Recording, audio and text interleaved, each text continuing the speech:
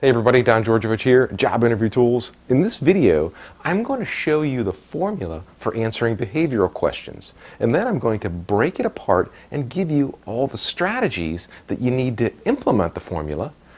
And then I'm going to give you a couple of examples to show you how it's done. Sound like a good plan? So let's get started. Let's talk about how to answer behavioral interview questions using the STAR formula. Now, if you don't know this, STAR stands for situation, task, action, and result. And the first thing that you want to do when answering a behavioral question is describe a work-related situation or a task that you needed to accomplish. And you want to be concise. The next thing you want to do is describe the action that you took. Don't tell them what you might do or you would do. You need to tell them what you did. And finally, you need to describe what happened. This is the result phase. What did you accomplish? What did you learn? How much time or money did you save? And most importantly, does your result solve the problem that you described in step one? I mean, that's it. That's the formula for answering any behavioral question. Now, behavioral or competency-based interviews are simply a set of questions that ask you to talk about examples from your past work experience so you can help an interviewer figure out, what your strengths are. Behavioral interviewers are going to look at three parts. They're going to look at the problem, the action, and the result of your answer. And they're going to take notes about how you answered the question. Now, you don't necessarily have to talk about all three parts in order. It's best to talk about the part that your interviewer is most interested in hearing. Now, before your interview, I want you to think about your stories and your experiences and how to best make your point. Every situation is different, so you need to be prepared for what you think they will want to hear.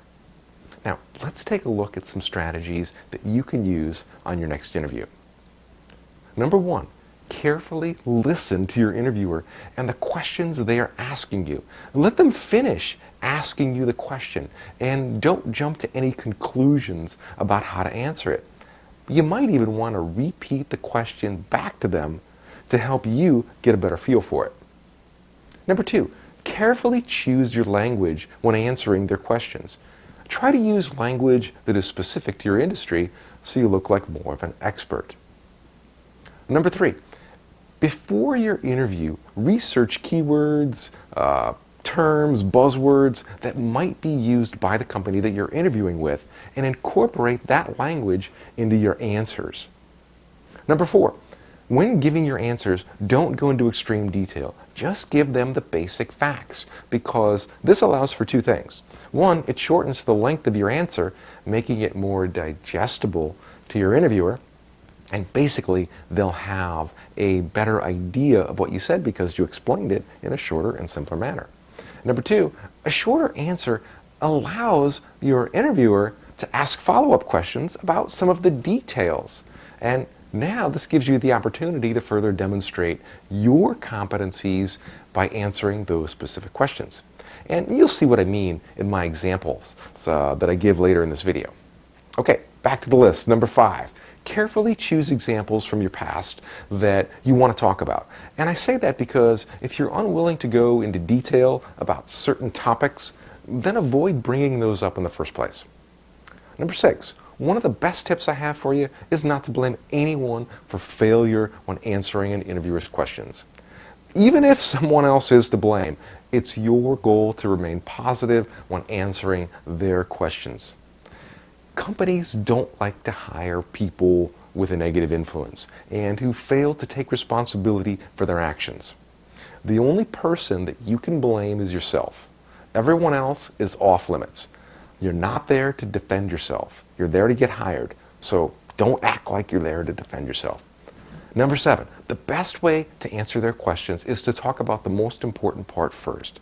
This strategy simply applies to our human nature. We like to hear the best part first as it keeps us interested in the conversation.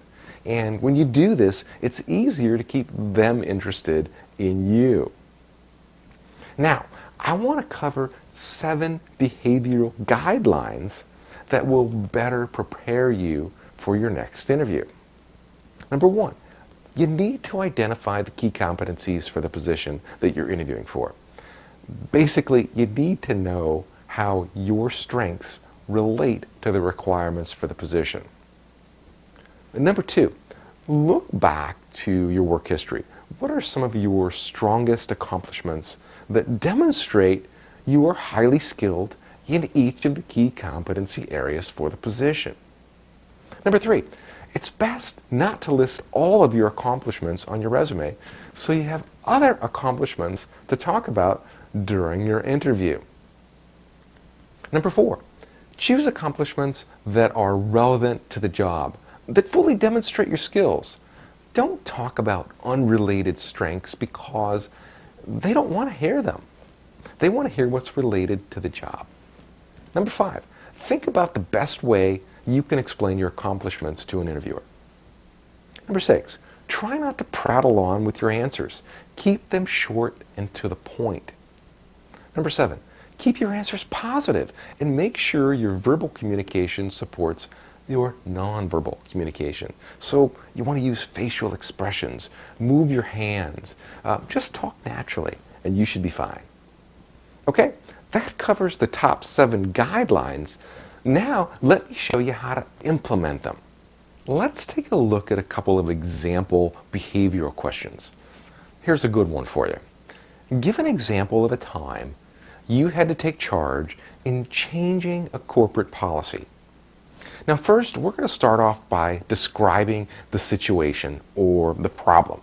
So here we go. At Fidelity, when I took over the senior fund manager's position, I found the other financial managers were not very aggressive and had a tendency to play it safe with one of our 529 fund portfolios.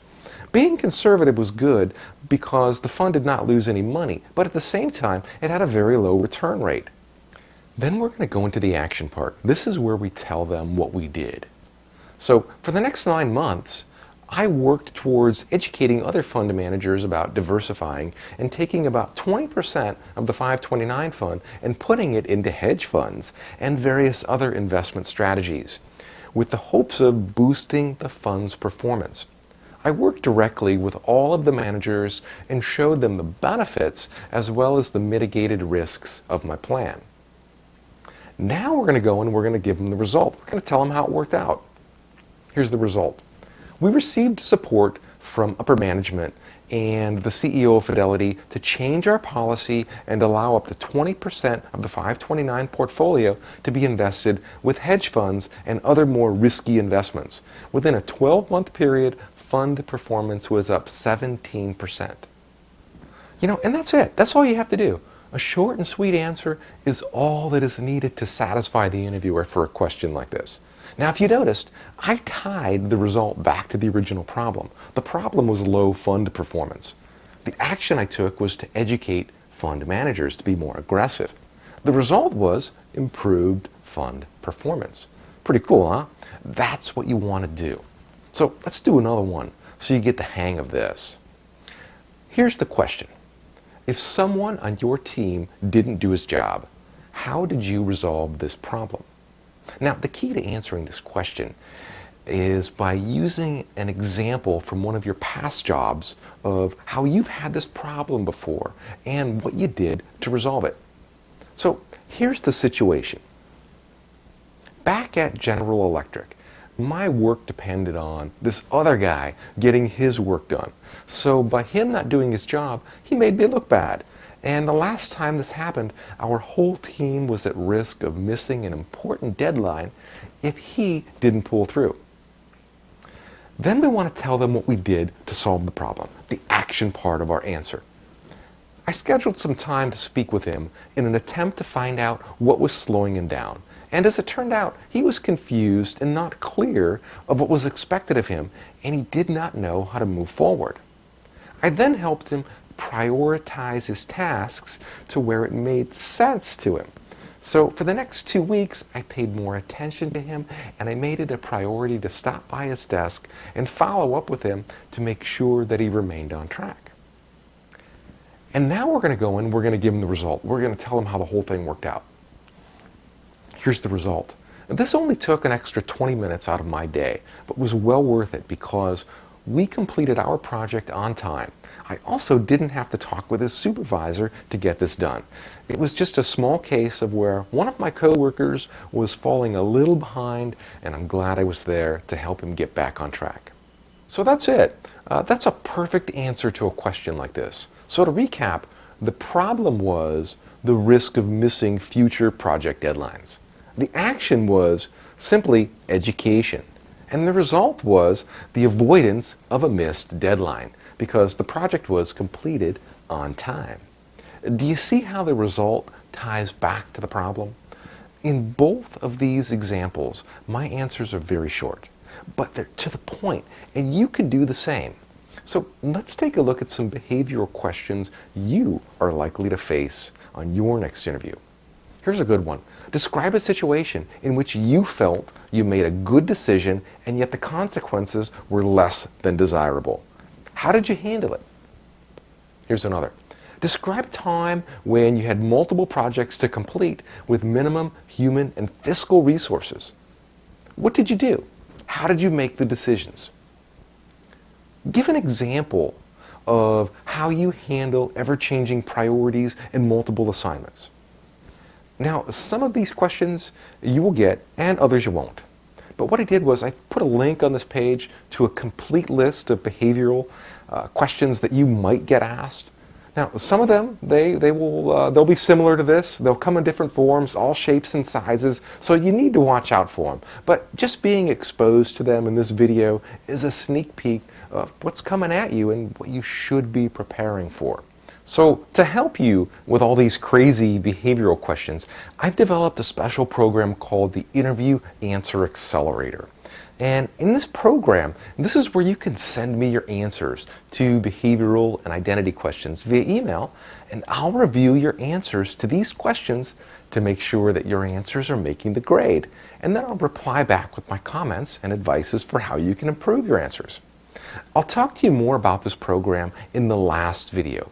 And if you're interested in getting my take on your answers, you can sign up for that. It's really inexpensive right now, but if that's something that you want, don't wait around too long either, because the program fills up really fast because I can only handle about 25 new student registrations at a time. Well, that's all I have for you today. Be sure to let me know what you think and leave me a comment. Tell me if you've recently had a behavioral interview and what happened. What did you do? Did they catch you off guard with any of these questions, or were you prepared for them?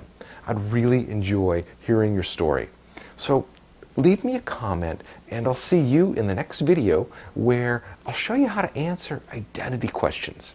Now, if you want, you can watch the next video right now. All I ask is that you share it on Facebook, tweet it, or share it on Google+, and I'll get it all queued up for you. Or you can wait a day or two, and I'll send you an email with a link that'll take you directly to that video. I'll see you soon. Hi, Don. This is Karen. Thank you so much for helping me out with getting the new job. I start my new job, and anyway, I really appreciate it. I got a promotion out of it, and I really appreciate all your help and emails with a few questions that I did have. And the guide was very, very easy to follow, and I directed a few people, some of my friends, to your website. So thanks again. Bye-bye.